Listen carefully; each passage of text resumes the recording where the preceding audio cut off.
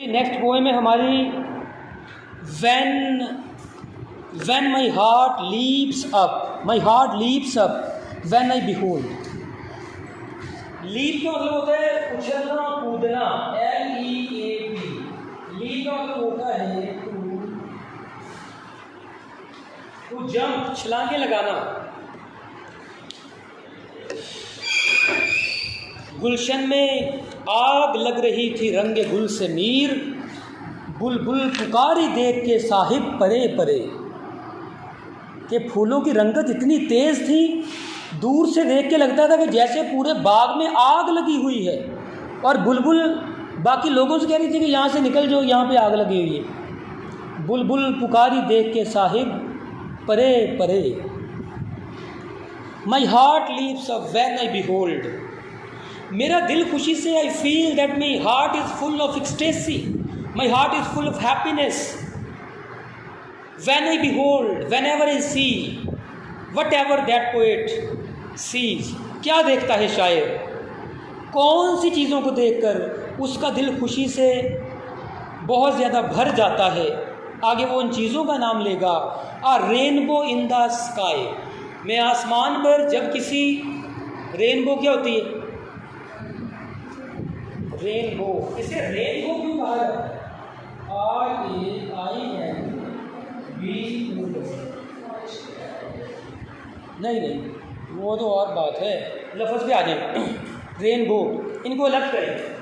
ये लफ्ज़ रेन है, ये लफ्ज़ बो है। बो कहते हैं कमान को। कमान कैसे होती है? ऐसे। तो धनक कैसी होती है? वो भी ऐसी होती है। इसलिए इसको कहा जाता है रेनबो, यानी बारिश की कमान। अगर से एक अलग बात है तो इसको धनक कहा जाता है, लेकिन बो इसको कहा जाता है। अमूमी तौर पर जुमला नहीं अक्सर सुनते हैं, बो down your heads before Allah Almighty. खुदा के सामने अपने सर झुका दें। आप खैर ये ना बोलते होंगे ना सुनते होंगे, इसलिए हैरान है कि ये कभी सुने नहीं। बो का मतलब है झुक जाना। रेनबो, धनक, कमान। हाँ जी, क्या हुआ?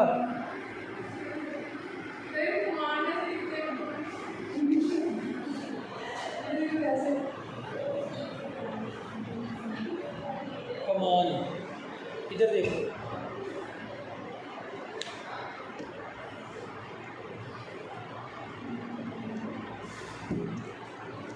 तो शायर का दिल खुशी से भर जाता है जब वो देखता है आ रेनबो इन द स्काई। आसमान पर धनक नज़र आ रही है। देखें, रोमांटिक पोइट्री है। Romantic poetry love for nature, nature के साथ मोहब्बत और इमेजिनेशन। नेचर के लिए अपनी मोहब्बत का इजहार कर रहा है। मेरा दिल खुशी से उछलता है, भर जाता है।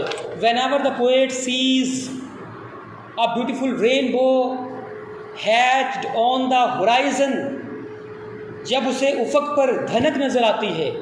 So was it when my life began. इतना खुश तो मैं तब था जब मेरी ज़िंदगी शुरू हुई थी, जब मैं पैदा हुआ था। क्योंकि बच्चे देखें वो बिला वजह ही खुश रहते हैं, छोटी छोटी चीज़ों पे खुश रहते हैं। एक छोटा सा बच्चा कोई 6-7 महीने का, वो बिला वजह हम उसको देखेंगे वो हंसता रहेगा। जब वो नया नया हंसना शुरू करेगा विदाउट एनी रीज़न, वो पंखे को देख के हंसता रहेगा, किसी और चीज़ को देख के हंसता रहेगा। तो वो एक खालिस किस्म की खुशी होती है इंसान के दिल में कि परेशानियों ने अभी उसके दिमाग को छुआ नहीं होता। आ रेनबो इन द स्काई, अब मैं रेनबो को देख के ऐसे ही खुश होता हूँ। So was it when my life began, जब मेरी ज़िंदगी शुरू हुई थी, जब मैं छोटा सा एक इन्फेंट था, एक बच्चा था, जब गमों ने मेरे दिमाग को छुआ तक नहीं था। एक प्योर खुशी थी।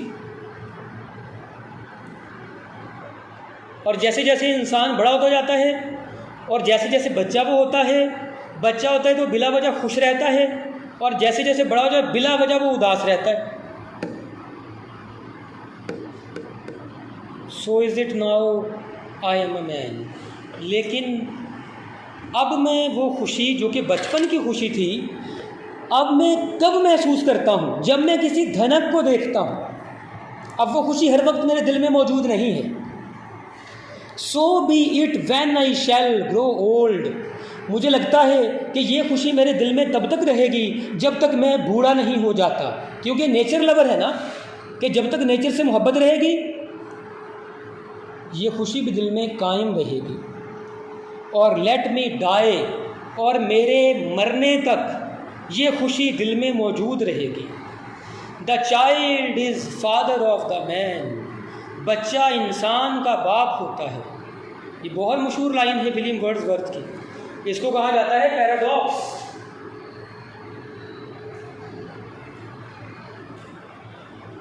Paradox,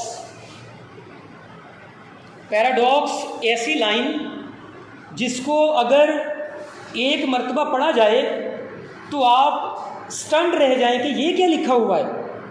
child is the father of the man, how a child could be a father of the man. एक बच्चा जो है वो इंसान का बाप कैसे हो सकता है।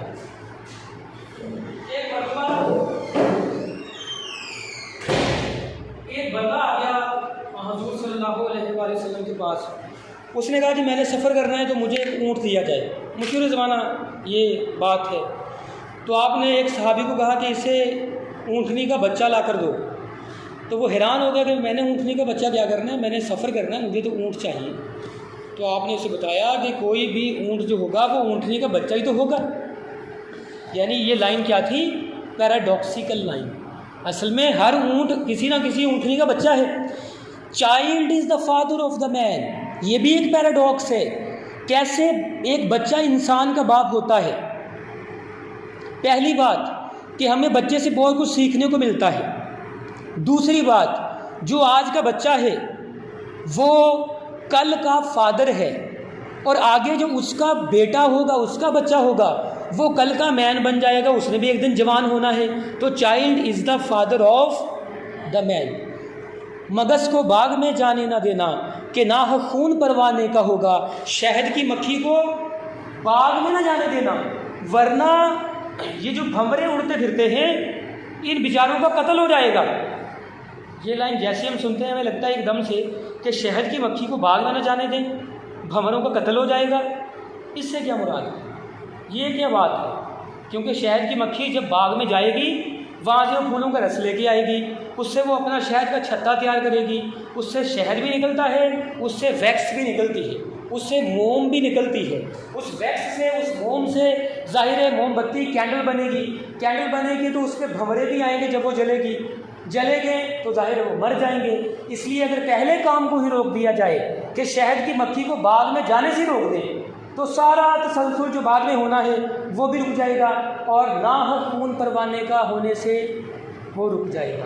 ये पैराडॉक्सिकल पोइट्री होती है जो उर्दू में भी है, दुनिया की हर ज़ुबान में है। Child is the father of the man and I could wish my days to be. मैं चाहता हूँ कि मेरे दिन ऐसे ही गुजरे। I could wish my days to be, मैं चाहता हूँ कि मेरे दिन ऐसे गुजरे। कैसे? Bound each to each by natural piety. Natural piety, एक दिन दूसरे दिन के साथ जुड़ा हुआ हो और हर रोज़ मुझे नेचर से खुशी हासिल होती रहे। ये जो लफ्ज़ इस्तेमाल किया है इसमें PIET है।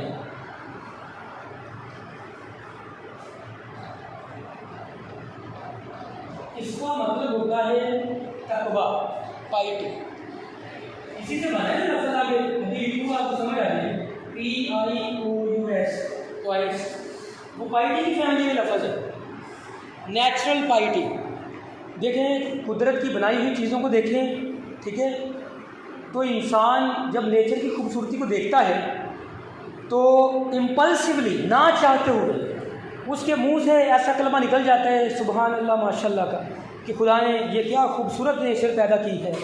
तो नेचर बेसिकली इंसान के अंदर पाइटी को, तकवे को पैदा करती है। तो विलियम वर्ड्सवर्थ भी ये कहना चाहता है कि मैं हर दिन नेचर के करीब रहूं ताकि नेचर मेरे अंदर एक नेचुरल पाइटी, फितरती तौर पर एक तकवा पैदा करे।